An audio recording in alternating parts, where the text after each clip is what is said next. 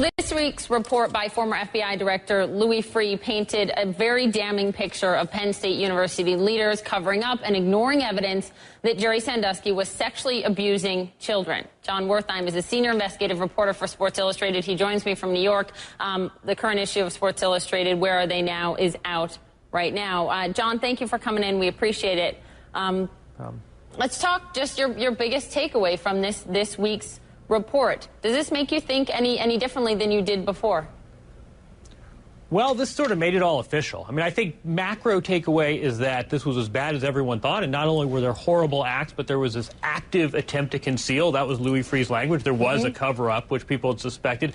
I think the micro takeaway is that Joe Paterno knew about the 1998 allegation, according to this Freeh report, which completely changes the TikTok. It sort of completely changes the narrative. It means that when Mike McQuarrie, 3-4 years later, went to Paterno about this shower incident, Joe Paterno acted so cavalierly, and he knew that the same guy had been accused several years prior. So I think that little piece of information just completely, I mean, that I've said is a game changer. That little bit of information completely changes how the whole narrative unspools and also how we should view Joe Paterno. And we're going to talk about legacy and Joe Paterno's legacy a little later in the hour, but right now I want to talk about what might happen to the existing football program, to the school, what the NCAA might do, right? So when they issue a report on this, the NCAA, we're going to be looking for language that whether or not there's language used that says there was a lack of institutional control. That's key, right? That is lingo from the NCAA, and whether or not there's going to be a so-called death penalty as a result of this. Explain that to our viewers. Yeah, the NCAA has the ability to invoke this death penalty. They've only done it 5 times before, but usually it comes from violating NCAA rules or getting a competitive advantage.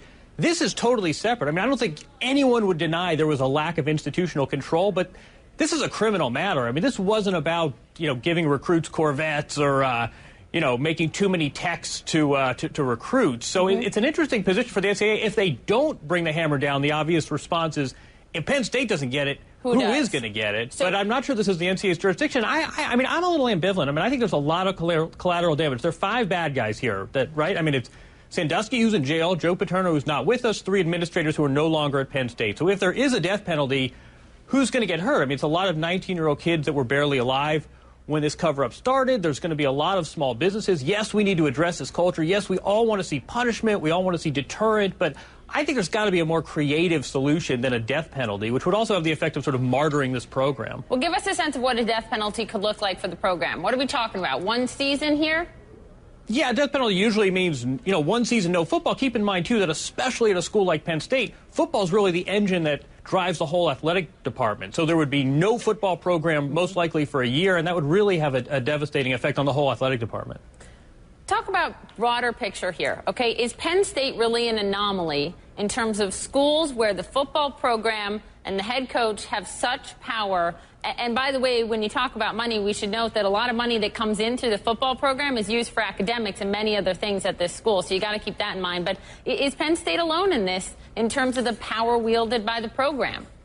Yeah, that's an interesting question. I mean, the knee-jerk answer is no. There are other big-time programs. There are other autocratic coaches. But, when I was at Penn State covering this story, I was really struck by the geographic insularity. And I think the fact that you have a figure like Joe Paterno, this towering figure who'd been there for decades and decades, I think that football was really sort of running the whole campus. I mean, anyone that hears Penn State automatically associates it with football. There's economic ties, as you mentioned, but also this geographic insularity.